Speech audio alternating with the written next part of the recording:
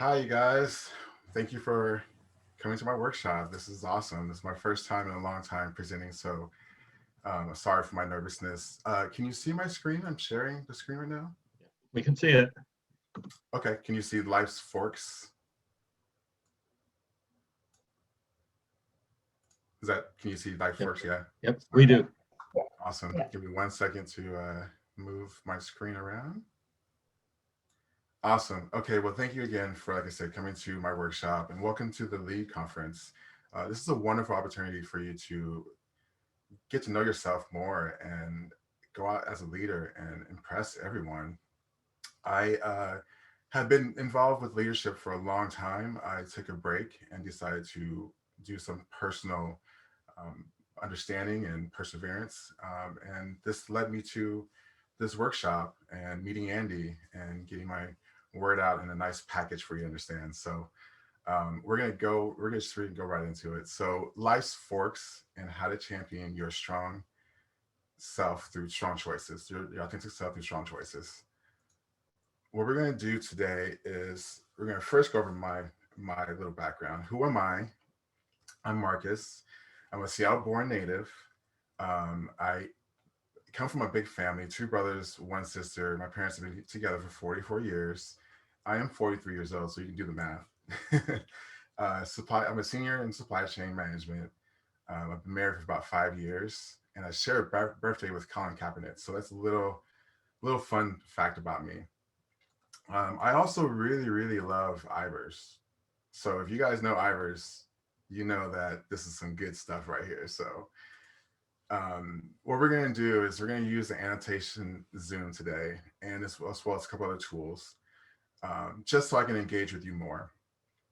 So right, really quickly, just read the directions on how to use the annotate in Zoom. Select a stamp, and then I want you to stamp your favorite food on this next slide. So go ahead and use the annotation and select your favorite food. Awesome. It's like there's a lot of healthy food choices, and there's some popsicles. I chose a steak, so um, with that, we're gonna move on to chat. Obviously, we were just talking about the chat earlier, so let's see if we can we clear the annotations, T? Um, so okay, so for chat, what we're gonna do for chat right now, I just want to make sure that everyone is aware that they can use chat and engage with me more. So go ahead and select the chat window, and then go ahead and tell me what your absolute dream job is. What do you want to do for the rest of your life? And for the older folks, what is your plan? What is your plan for retirement or something? Where's your vacation the first day you get done retiring? And let's see if I can. It's like everyone's talking about teach at university, live in Hawaii. Sounds like fun. Retirement, golf every day. Yes, of course. Planning, project management. That's cool. Building houses. Yeah, it's like we got a full range of people here in the room. Awesome. All right, so we're gonna move on. And what I want everyone to understand, this is gonna be a safe space. All right, I want everyone to be respectful. I want you to only speak when you want to be when you're comfortable speaking about your situation. Also, mute when you're not talking because you can obviously hear everything when you're not talking. And also, the breakout rooms are going to be random, so you're going to be paired with other people here at the conference. So just be sure to engage with them. Don't sit there with your letter and a muted microphone, but use this time to really engage and talk to your peers and meet new people. If that's okay with you, and if you're okay with the expectations, go ahead and give me a thumbs up in the chat and or say okay, and we'll move on.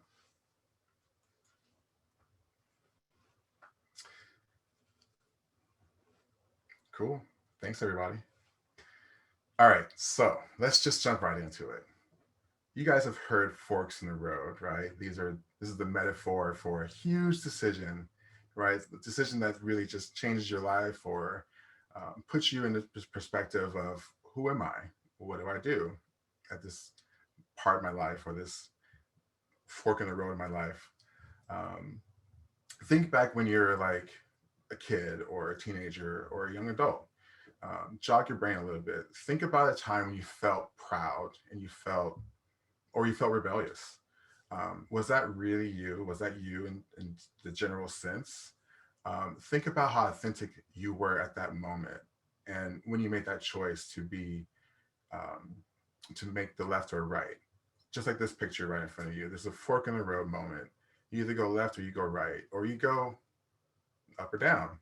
It's really your own interpretation, but forks in the roads are basically going to be coming across your path almost so often.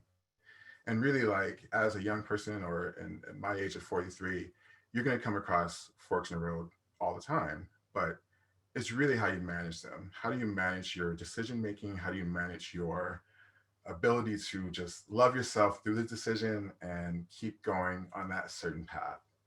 So think about how your parents raised you.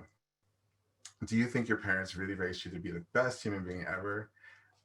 I'm sure they did. My parents raised me to be the best human being ever. They wanted me to be, a doctor and an engineer and work for Boeing and own stock at Starbucks. And these things were cool. I understand that they wanted to have me have the best for me, but they didn't really understand the full complex thinking that I was going through when I was younger. So um, it's really kind of it really helps you out to really know yourself as a young person to really grow and be authentic and make choices that are for you. Um, Choices are going to be made, but make sure these choices that are authentic are specifically for your authentic self and making sure that you are on that path to self acceptance and self discovery. Um, what we're going to do is go over a bunch of examples in my workshop, and I'm going to spend the next 20 to 30 minutes talking about my story and how I can really engage your story to understand forks in the road. So, real quick, this is my fork in the road example. When I was younger, I had to make a decision when I graduated high school to either go to college or go to San Francisco.com era. That was the thing. San Francisco was on fire in the 2000s and late 1990s due to the .com era, meaning pets.com or food.com or any in general generic name you can think of .com was around.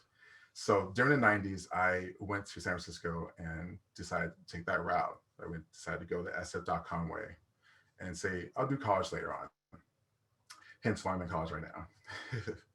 So as you see this image, go ahead and think in your brain, what was the last four major moments in your life that were a fork in the road moment for you, that really made you decide, am I this or am I that? Do I want to go here? Do I want to go there? Do I want to go to college? Do I want to go to San Francisco to do the .com era? That decision for me was easy, but then it was hard to deal with later on, and we'll get into that later on. Um, right now, I want you to go into a breakout session, spend about 10 minutes getting to know your colleagues, talk to them about their fork in the road moments, and really encourage each other to get into a deep discussion, which you can do in 2 minutes. Um, when that gets done, we'll come back and we'll go into a chat, and you can tell me how many forks you came up with, and then maybe if someone wants to volunteer and tell me a little fork in the road story. Hey y'all, are we back? How was that? How was the breakout session? Did everyone have a good time talking? You know what, Marcus? I have to say this every time I'm in a breakout session. I feel like it's that game perfection where the timer gets quicker and that countdown clock goes, and it's going to pop and you're going to go back into the main session. I'm like, wait, no, we're still talking. I know, and I kind of love that though because you're just like, and then it just stops. Yeah, and then it's gone. I think also That it was gives you an opportunity to just remember who you talked to, so you can go back and look for them and continue the conversation.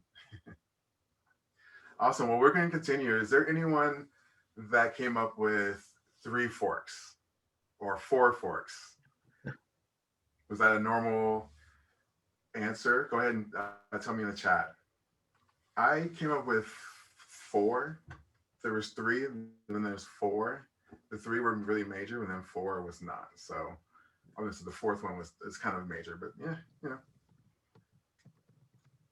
cool. That's does anyone want to volunteer and tell their fork in the road moment story? Just a real short one. Go No. ahead, Andy. Okay, all right, I'm being put on the spot. Yeah, I'll share one of my fork in the road moments. And the fork in the road actually goes back to the presentation I gave earlier, but it had to do with a health scare that I had when I was working my way up the corporate ladder. And I had to make a decision, do I follow my heart and back away from the corporate lifestyle and the corporate path and do more to help other people out, okay, and give back more and be a more present friend and family member. And I made the choice to back off the career path. And I was telling my group in the breakout that I'm glad I made that decision because it led me to where I'm at today. And I probably wouldn't be teaching at Central had I gone the other route. Wow. Yeah, I feel that these forks really do that to our lives. We either go one way or the other. Anyone else want to share a story? If not, we can just move on. I have a really great story to tell you, actually. So, my story begins with different forks in life. I call them different forks because there's different levels. There's like a really dramatic fork, and there's like a decision-making fork, and there's a strategic fork. There's a you know, everyday decision fork. You know, so those kind of decisions aren't what I'm more speaking about. I'm more speaking about the gut wrenching decisions, the ones that really define who you are and gives you a badge on your of honor, you know? So as I said, the framework, I want you to understand that forks give you a chance to really give you the foundation of your true authentic self, but they also give you a chance to do some self-discovery and enlightenment, and you're able to encourage others to do the same for themselves. Just keep that in mind as I talk about my story. My story begins in Seattle, growing up in a big family, having Seattle as a background almost made it too easy for me to be myself because Seattle is very politically forward and can be yourself and not have anyone wave their finger at you. May not be the same now, but when I grew up, that was the case. I was really proud and really happy with my environment, and my parents did a really good job with raising me. So I don't feel that I had any kind of forks that were kind of challenging as a kid. The only fork I can think of is that I decided to come out as gay. That fork was a little hard. But let's just get into the timeline of things. So I came out to myself at 12. And that's what I'm going to say as far as like it being difficult. But what really kind of brought me to understanding is that I've made this my benchmark fork in the road moment. This is what made me proud, happy, don't care about the world and what they have to say about me, but I can say what I want to say about myself and be still okay with that because this is what I'm working on. So at 12, I didn't know that was the case, and I didn't know that 12 was like a really young age to come out to yourself. But I told my mom. I thought that was a really cool idea at the time. Didn't work out in my favor. She kind of gave me a shameful look and said, "This is going to be a phase, right? You're not going to be gay for the rest of your life." And I was like, "I don't know what that means. I am gay." So I like, boys. And then I looked at, lots of boys when I was out and about with you. And she's like, "Okay, so we're just gonna keep going on in life and make sure that you're okay with dating girls because that's what you're gonna do." And I was like, all right, whatever you want to say. So I knew at 12 years old that I couldn't do anything about it and that 18 was around the corner. So At age 15, I came out publicly, and that was more of a, I didn't really care. I really wanted to just set the grounds and graduate high school with my true authentic self and who I am.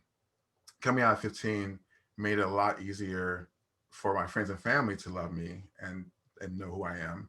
But it really kind of put a strain on my parents' relationship, and they uh, gave me a bunch of grief about it throughout my whole high school career.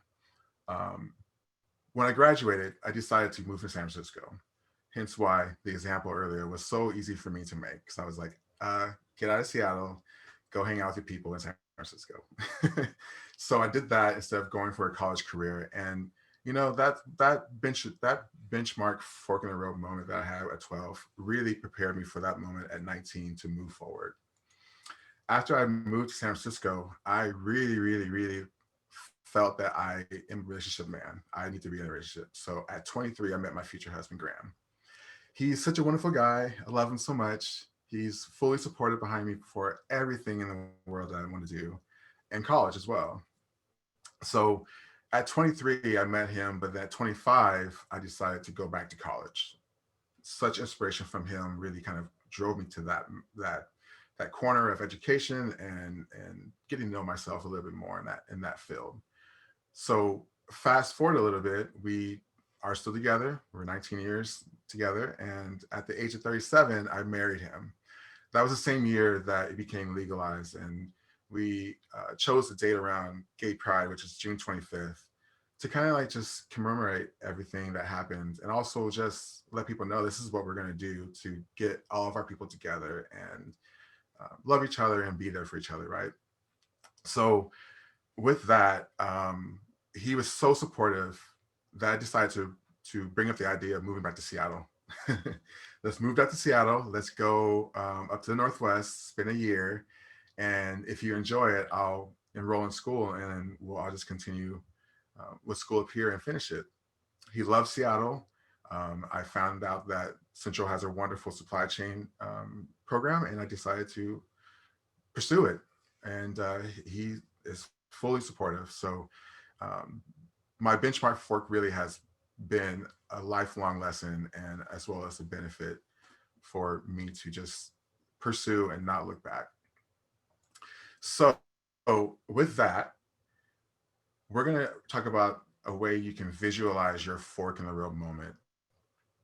Fork in the road moments really do come in all kinds of, visuals, and people see a giant fork, or they see like, two roads split in half, or it could be like four roads. You might have four choices. So with that like kind of visual understanding, go ahead and take a look at this next slide and let me know, where do you fit your fork in the road moment? Was the growth moment? This is all interpretation on my, as far as my views, but does your fork in the road moment pair with the growth, the tree? Does it pair with hidden challenges, whereas the leaves are covering up the road and you really can't see where you're going, but you know that the road that you're on is what you want to be on? Or is it the trail, where it's a toss-up? You don't know what's going to happen, but you're okay with both paths. But there's no way for you to be in a car or on a bike or something. This is a path that's by foot. And then the strategic choice: you're in a car, you want to go left or right, and if you're going to go right, you know that there's a dark path there. But if you go left, there is a wonderful path. There's a lighter path. So just keep in mind when you come to conclusions of what visual comes for your fork in the road moment. Go ahead and let me know. So let's try it out, and go ahead and place a stamp on the picture that you reside more with, as far as your fork in the road moment, the one that you spoke about in your breakout session. While you're doing that, I personally enjoy looking at different visuals when it comes to fork in the road moments. They are moments that define you, right? They are the moments that will continually make up who you are. So making a decision is really hard, but sometimes it can be really easy. So I think the tree, it's beautiful, but left or right, it might be just either way you're going to grow, but there's just two different ways you can go. Um, I chose the path. I think coming out being gay was a really hard thing to do at 12, but then was really, really hard to do at 15. So the hiking path is what I actually um, see myself as far as like residing to, because that path looks really hard and it looks rigorous. But one path could lead to a wonderful waterfall, and the other one could lead to a beautiful lake. Um, those decisions are not that hard to make, but along that path, it's going to be really hard to make more decisions to recognize that these are your true, authentic self decisions. So it looks like I have a lot on the leaves, and a lot of stamps on the tree.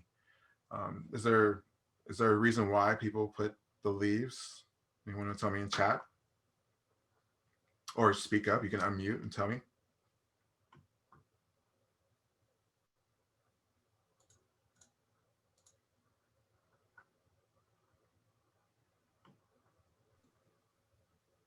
So, like I said, coming up with an idea for how you feel with your fork and how it um, connects to one of these pictures. This is just an example of what I came up with. You're going to get a packet full of tools. This is going to be one of your tools. I would suggest you replacing the pictures with what you recognize your fork in the road moments may visualize as. This helped me out a lot because I know my path was hard. I know it was really, really kind of personal, and I didn't think about anyone else but myself. So I'm not sure if anyone went on a hike in the middle of the woods by yourself, but I've done that before. And it's a little scary. I actually have gone on a hike for about 2 or 3 miles, and look back and there's like no one behind me. So it really kind of resonates with me that like this path I'm on was at that point in time my own path, and there was no one behind me to help me out. So that's why I recognize the hiker's path as being my path. Now, I will tell you a personal story, but I downgraded the idea of like it being a bad thing, but just more of a decisive moment for me. But I saw a $20 bill. I was young, probably 17 years old, and my parents left money out all the time. But this $20 bill was just out on the counter, and I took it. It was great. I took it, and I was like, I'm gonna go buy some candy and do whatever I want, and get some gas and for my car. And really, like that $20 bill was meant for my brother to get food for the night or something. I can't remember what he was like coming by to get that $20 bill. And so I got in trouble, and I recognized that moment as a fork in the road moment because it really kind of defined right from wrong in my brain. So I recognize that moment as being the strategic moment, the road. Either you go right and it's dark, and the $20 bill is stolen, and you took that $20 bill, or you can go left and just leave the $20 bill on the counter. And I decided to go right. I was young. I decided to just do it and see what happens. And so I got in trouble, and I got grounded, and I had to pay that money back double, because my mom is like, well, if you decided you want to take money, you can just double it up and give your brother back $20 more for his inconvenience. And I was like, oh, this is not good. So being 17 years old and learning that lesson definitely puts more fork in the road moments for me to understand and persevere the right choice, whatever choice that is for you. So now that you understand the visual of how that works, as far as like visualizing your fork in the road moment, we're going to go into another breakout session, but this time spend the most time talking about your benchmark fork, the fork in the moment that really, really made you who you are and what you're doing. So me coming out gay is a benchmark fork in the road moment. But what happened is that it opened up the door for me to be who I am and authentic, and waste no time with people's answers on if I'm gay or not. I'm not going to say, no, I'm not gay. That doesn't make any sense to me. I've been doing this since I was 12 years old. So having a benchmark fork in the road moment as a foundation for most of your choices as a grown adult really puts into perspective of who you are.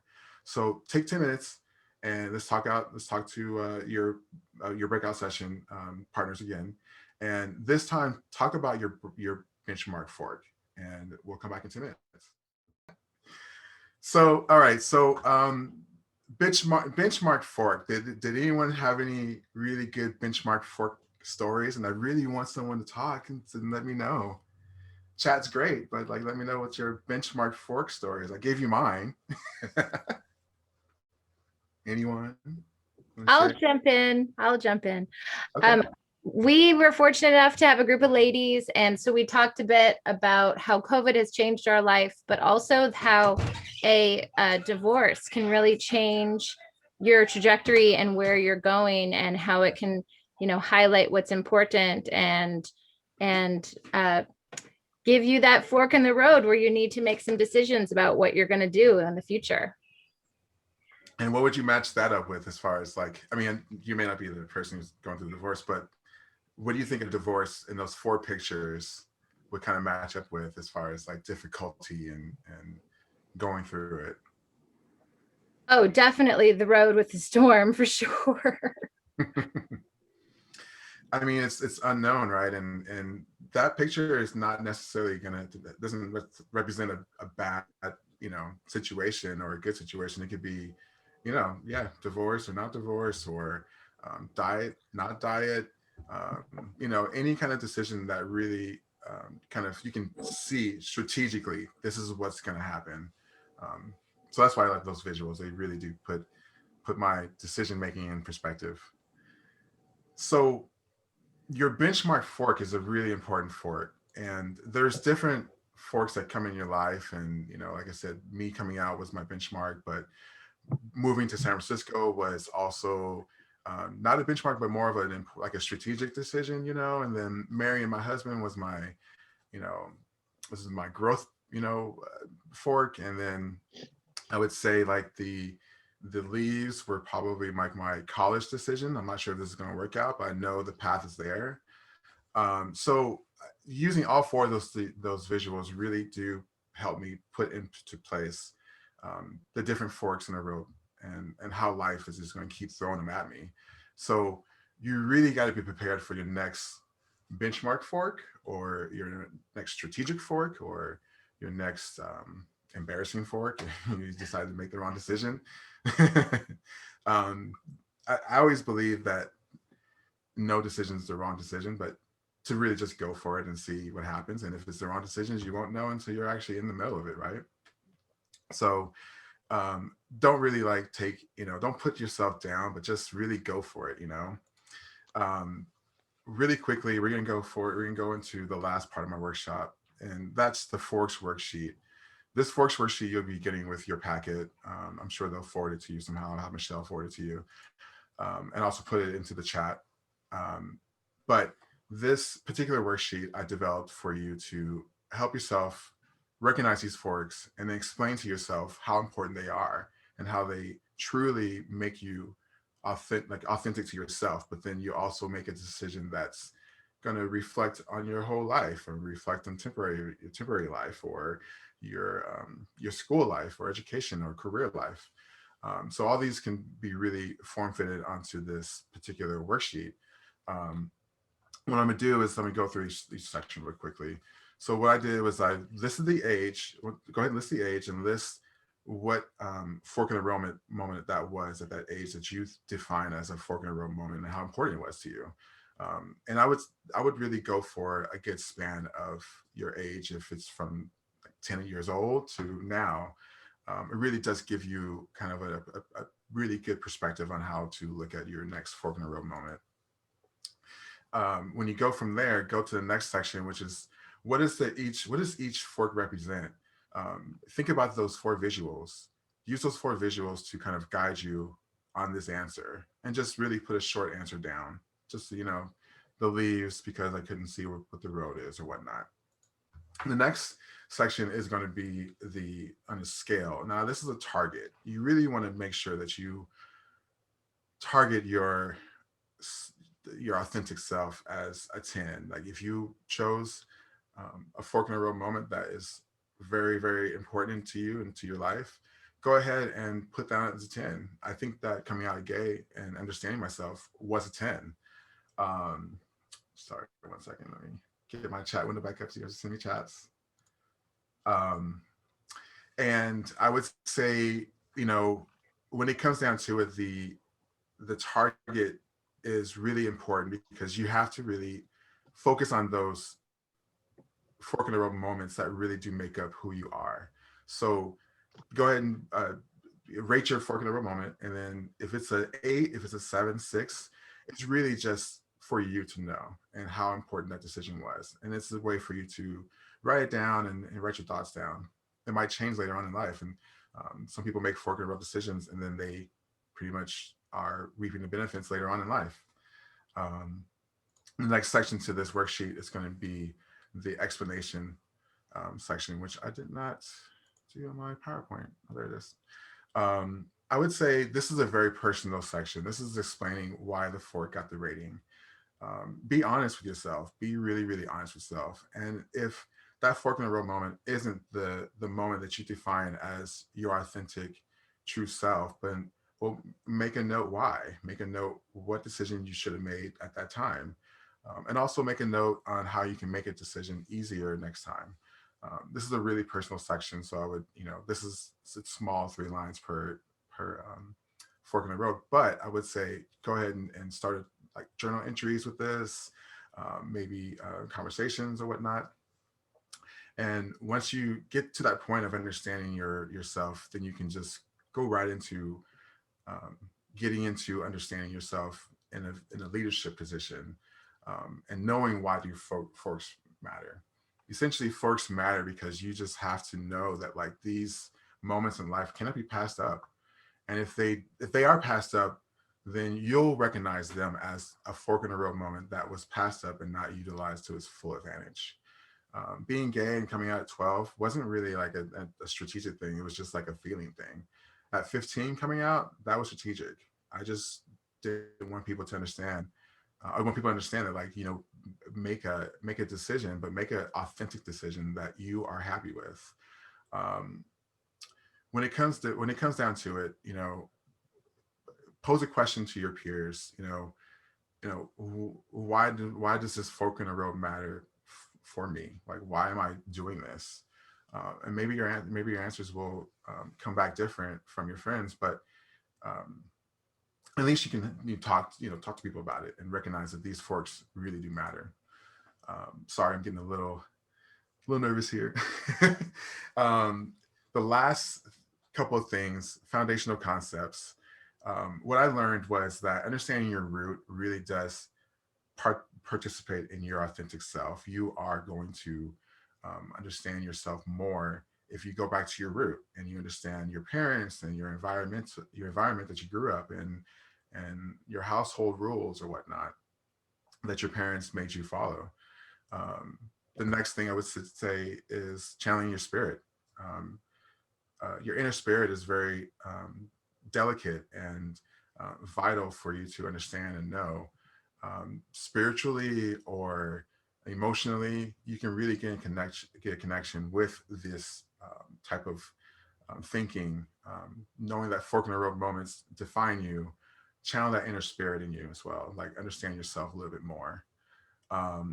Inspiring others, you're going to inspire others. Really, like if you know yourself, you're authentic, and you make these fork in the road decisions that are super strong, and you have put 10 for all 4, then yes, I would say inspire others. As a leader, you're going to want to inspire others. You want to have people follow in your path, but also give them the sense that you got. Give them some advice on how to make fork in the road decisions. And then your last one was going to be job perspectives. Jobs really do like a well-rounded leadership. Leadership. People in the job perspective world, like looking for leaders, looking for perspectives as far as like job perspectives, they are looking for people who are looking to lead others. They're also looking to have people who inspire others and have a well-rounded idea of who they are. So go for it, and you know, make sure you put the leadership skills that you have learned through this conference on your resume and LinkedIn profile. These are really important skills to have. And fork in the road moments come, and you may be understanding them in a different light, but it's a metaphor, and you're really going to understand it when it's right in your face. So the next thing I want to tell you is that understanding self and self-improvement is really important. So coach yourself, really get yourself to understand the deeper understanding of yourself and who you are. Maybe go for like a couple questions off of this list and answer them with full honesty, and then go back 5 days later, 10 days later, 2 years later, and look at your answers and remind yourself, and then do some coaching, do some self-coaching, so that when people look up to you, or if you were to go apply for a management role, you're all prepared to lead people. And having a self-coaching session every once in a while, which I do probably like every 2 or 3 weeks because school is crazy right now, I really do appreciate understanding myself through these questionnaire. So this will be all part of your workshop tools packet that you'll be getting. And really, like, I think there's a benefit for just going through forks in the road. Family, love, self-discovery. As you can see, I got my family right in the middle here. I got my love.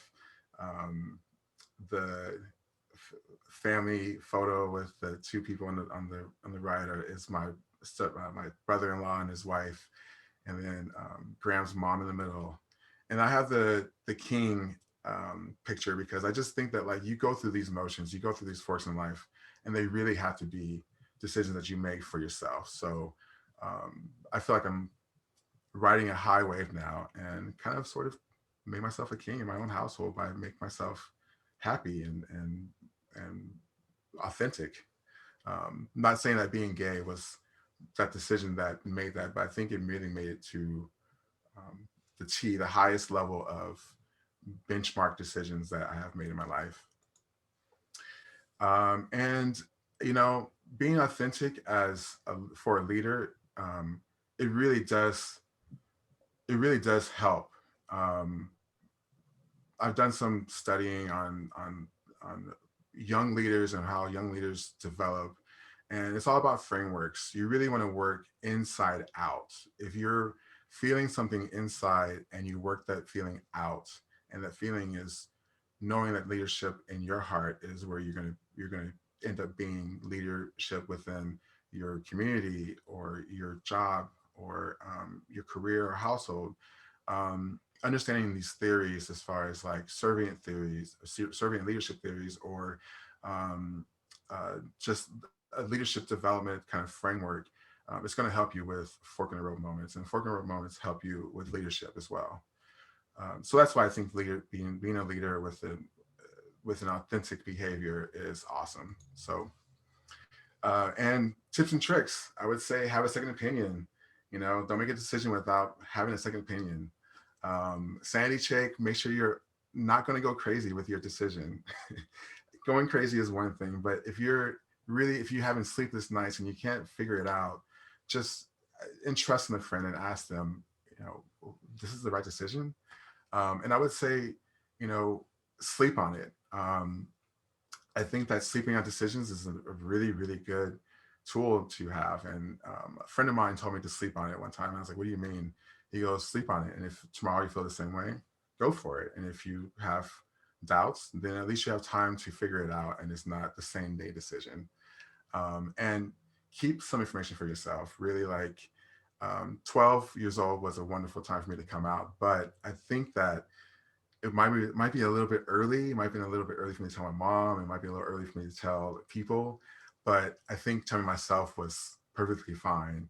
But maybe tell my parents may not have been the right decision. So yeah, just keep stuff to yourself if you want to, but then also keep your authentic self ahead of the curve. And I believe, that's pretty much it. I have a lot more to say, but this conversation can go on forever. So you just let me know, what do you think? And, now that you got some tools, go ahead and envision yourself making that next authentic choice at that fork in the road moment for you. Thanks. Excellent job, Marcus.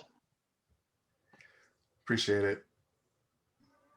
Thank you, Marcus. Thank you, Marcus. Great Wonderful. job. Great job. Yeah. I'm not sure if you see my hand, but it was a little, it's not shaking anymore. You did good. Yeah. Lots of I great feel like nuggets. I'm coming out again for some reason. Like this is like Yeah. I'm coming out again. It's like it's so weird. I'll say one last thing. I wanted to mention earlier that coming out in the 90s was a really big thing. Ellen DeGeneres and the rest of these people that came out in the 90s was a big thing. Nowadays, I don't think it's a big thing. I think people are they don't care about labels anymore. So this story is unique because people don't come out as much no more. We have this recent story with what's his name, the Bachelor guy. Wonderful story, but it seemed kind of weird for him to do it. I'm like, well, just be yourself. No one seems to care nowadays. So this workshop definitely helps me out to kind of get this story packaged into a tool for you to use and make decisions. So. And Nicely I'm gonna go done. back and read everyone's chat, by the way. So I didn't get a chance to read it, but I would definitely go back and read your chats. Any questions for me at all? No question, Marcus, but just wanted to say thank you for sharing your story. I know it took a lot of courage to come up and speak to this group, but you did an amazing job and you left us all with a lot of wisdom, insight, and courage for our own stories. Awesome. Thank you. Yeah, You're that's what I welcome. wanted to hear.